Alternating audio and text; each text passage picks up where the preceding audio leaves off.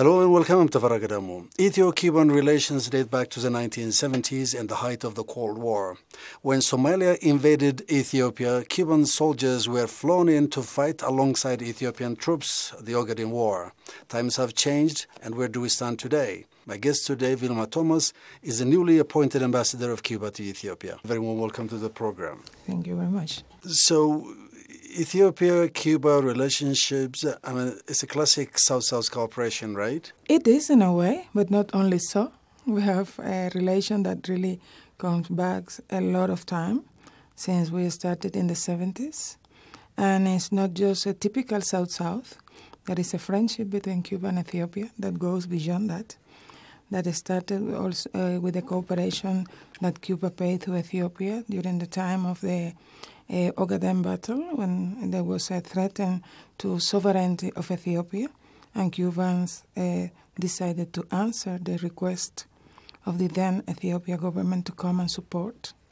So the participation of Cuba in the struggle alongside the Ethiopians, it is something that distinguishes our cooperation. So it's interesting that you raised the airlifting of thousands of Cuban soldiers to Ethiopia during the Ethio-Somali War of 1977. Do you talk to veterans of that war who are back in Cuba? They must be very old now. They are very old, but they all have a quite good memory of what really happened. What do they think about that time period? You know, they cherish the time they spent in Ethiopia. Some of them still can remember some words in Amharic, which is amazing, after such a long time. Especially before coming in, I have the honor to meet some of them, of the Cubans. And also since I came in, I've been able to meet some of the Ethiopians that participated. Because, you know, this year we are going to celebrate the 40th anniversary of Cuba's and Ethiopia's participation in the struggle. And it is really important because Ethiopia is a very important part of history of Cuba's solidarity with Africa. Right. And we will always remember it like that. It's interesting because the Cubans participated in the war in the Ogaden, but at the same time, that was a war between Ethiopia and Somalia, right? Yes, and then in that decade, Cubans, you participated in with the African liberation movements in Southern Africa, you know, from against apartheid and so on and so forth. There are two different kind of wars that you participated in. One was against apartheid, the other one was against invasion by a neighboring country. That was a very interesting. Yeah, but if you see, both of them have something in common. Both of them were for independence and sovereignty of African countries.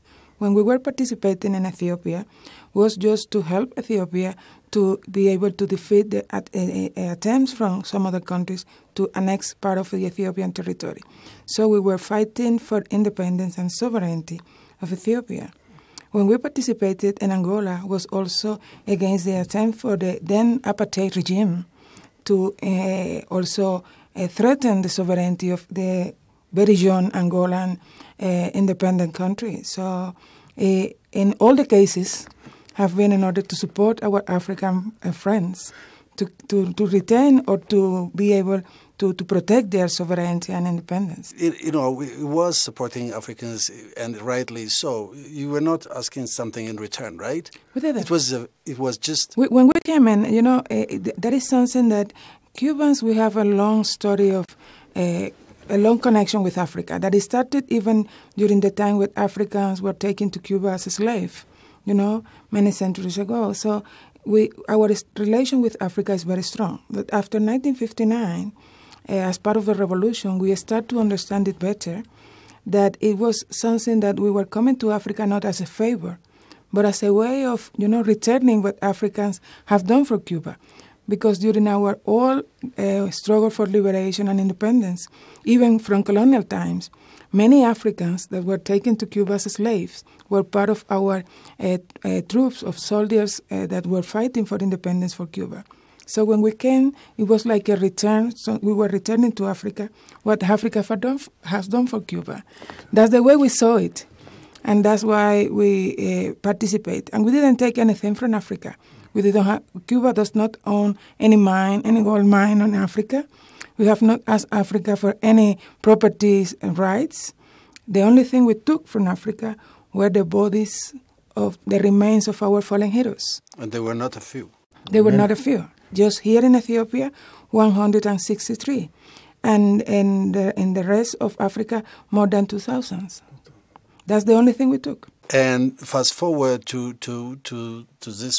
these times, you, as far as Ethiopia and Cuba are concerned, you've always been supporting Ethiopia's agenda, right? I mean, you had very strong relationships, particularly in the last 5 years, I would say.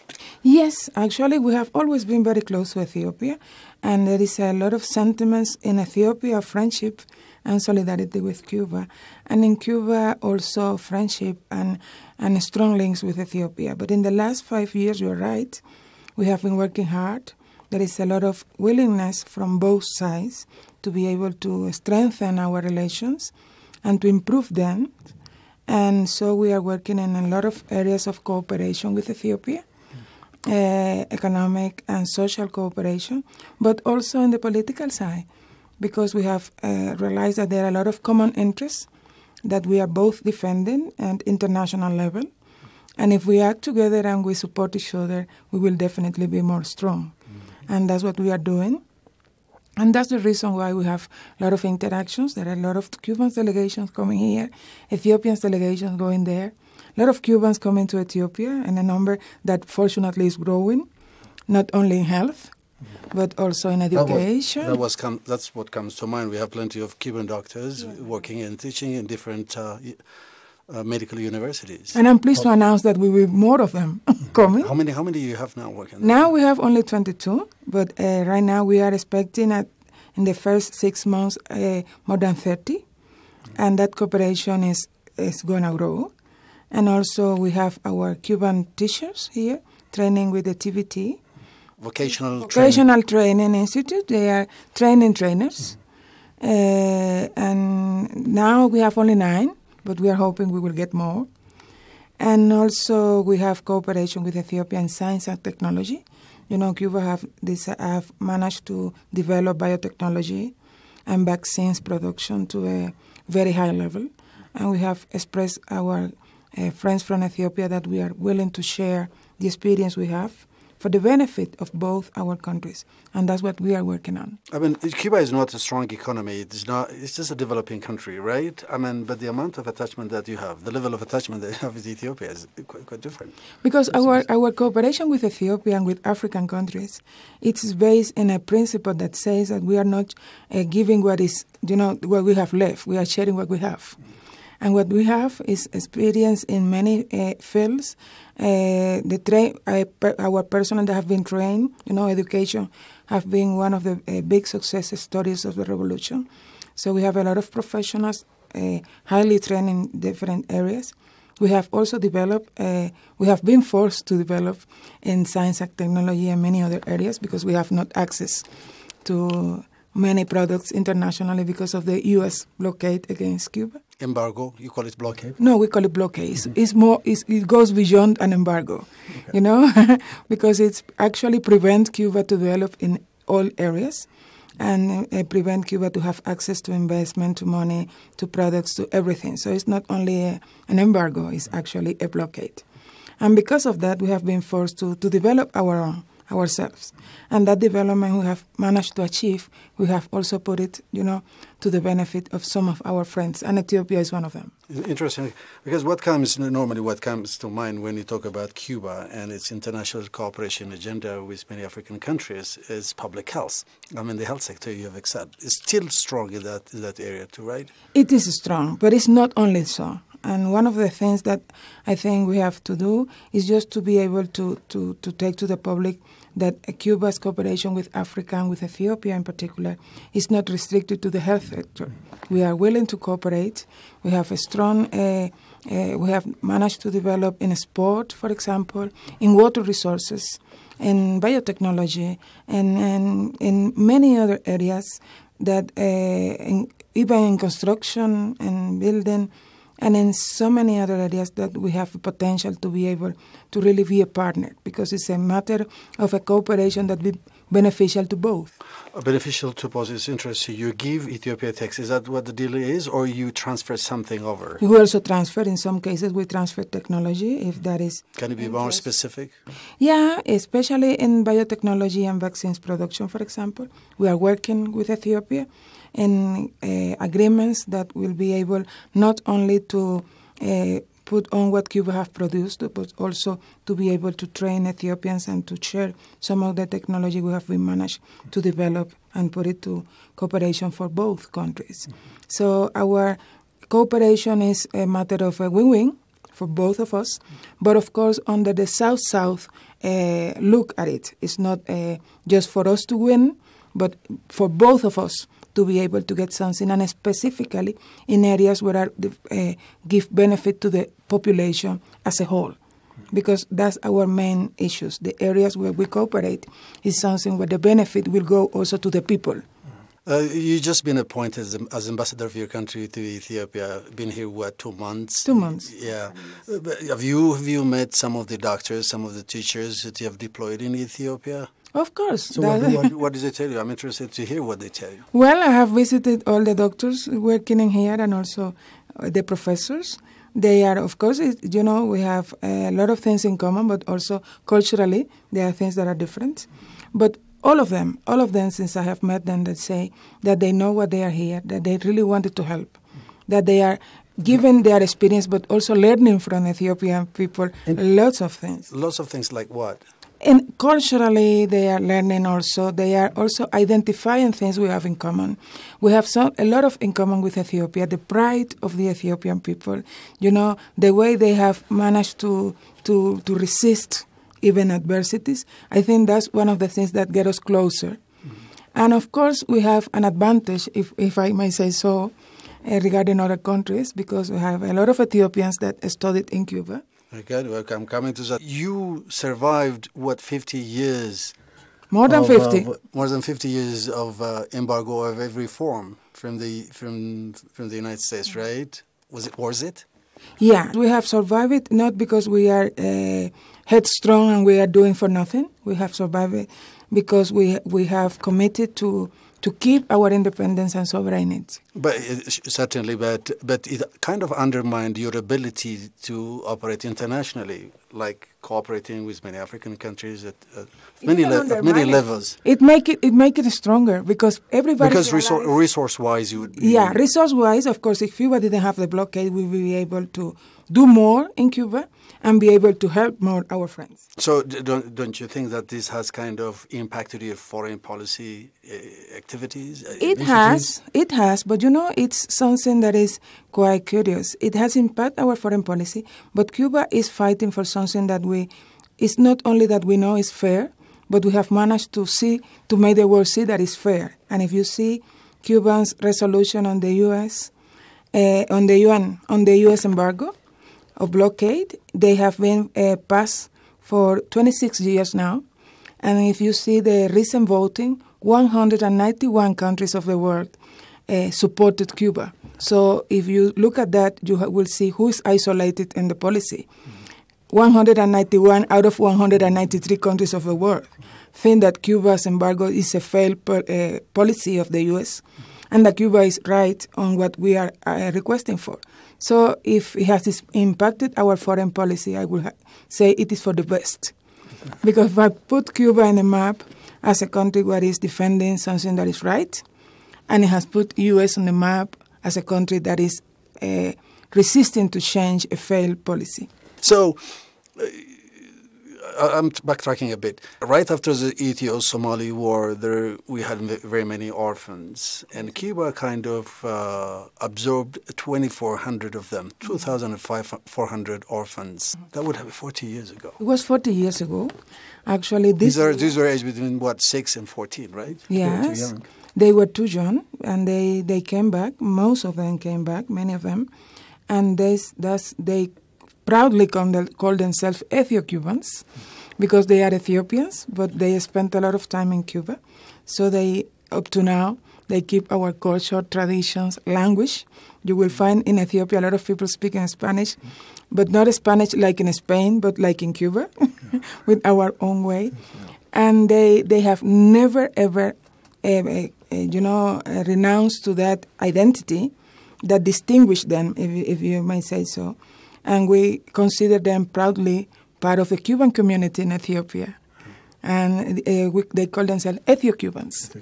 How was the ones who are in Cuba? There are plenty of them who are in Cuba, right? Yes, there were plenty of them in Cuba. And what do they do? What are they? Do they feel Cuban? Do they feel Ethiopian? Are they divided between two countries? I mean, are they split between two? I don't think they are not split into two. You have to ask them so. Yeah. If you can interview some of them, there are many. I don't think they are split into two. They have managed to see what they can. They are really managed to see what they can merge from both our cultures.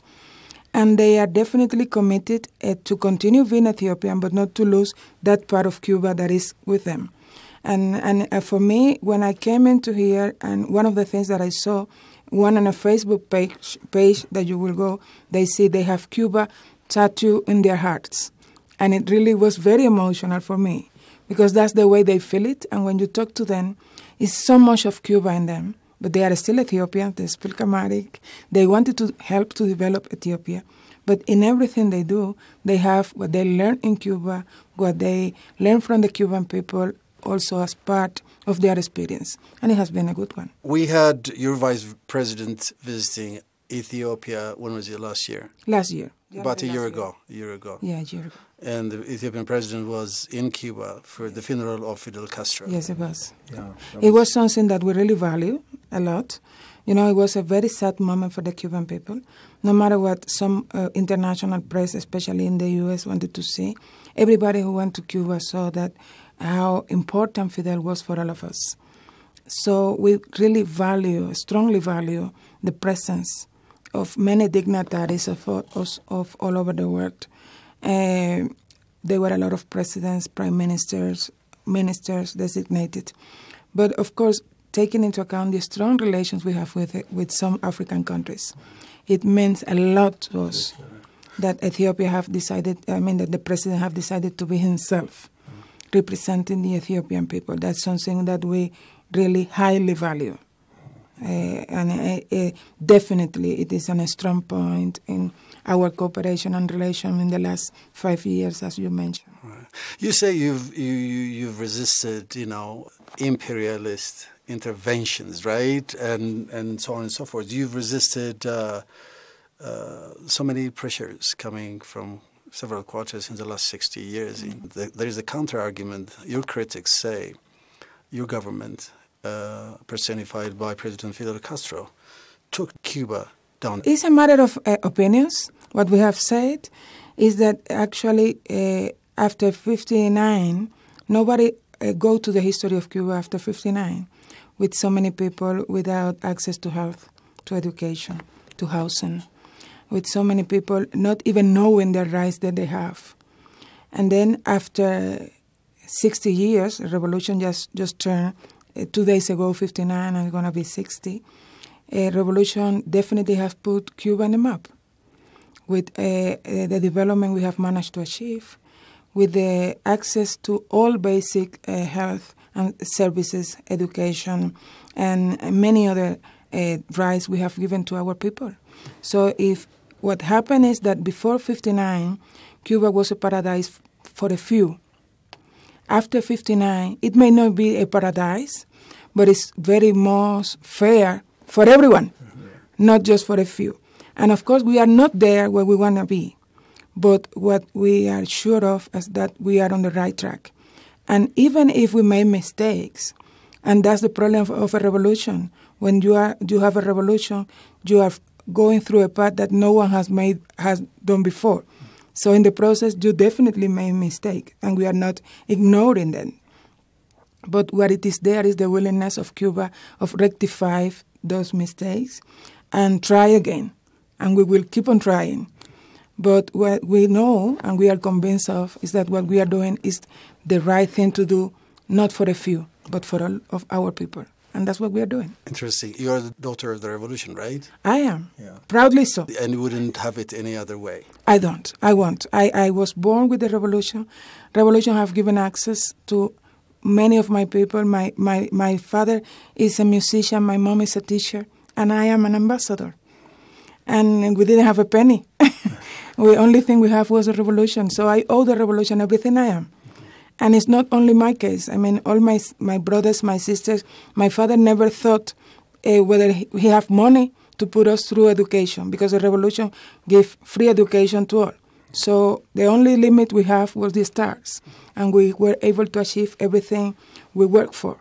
And I think that's something that is not easy to find anywhere else. How about those issues like entrepreneurship was stifled? And so on and so forth, and people were very difficult. Yes, it is very difficult. When you look history with today's eyes and you see the past, it's very difficult to look history through that. And I have admit that there are some decisions that were taken at some point, and if you look it from today, you will be in disagreement. It can happen to anyone, even to myself. But it was the right thing to do at that moment, because the importance, it was the survival of the revolution, even if you have to make some sacrifices. But when the situation changed, we have been able to change ourselves. And now we have been open to entrepreneurship, private ventures, and so on, because it is something that now we can do. There are better conditions to do so, and we will continue to do. But you have to take into account that Cuba is developing not in a normal environment. We are developing with a neighbor 90 miles from Cuba, very close one, that has been insisting for 200 years to try to put the Cubans down. So when you have that situation, you have to be very careful in the measures you take. Because if you wanted to please some, you may be able to lose everything for our people. And that's our main concern. So President Raul is leaving office. What is going to happen after you? Well, there are things that I'm convinced that are going to happen, although I'm not, I cannot predict the future. But what I can say is that the revolution will continue and will be strong. Because the revolution was not a matter of President Fidel or President Raul, or the revolution is all of us. We have made the revolution ourselves. I mean, the revolution was made by a generation, the historic generation of the revolution. We have been continued developed by ourselves, and we will not let that revolution to go down the drain. So there will be changes in Cuba, of course, because actually the revolution is a process of change. So when people say, will Cuba change? I say, yes, because revolution has made Cuba change all the time. But will Cuba lose the revolution? I definitely say no, because the revolution is all of us. It's not a process of one person. It's a process where all the people have been involved in.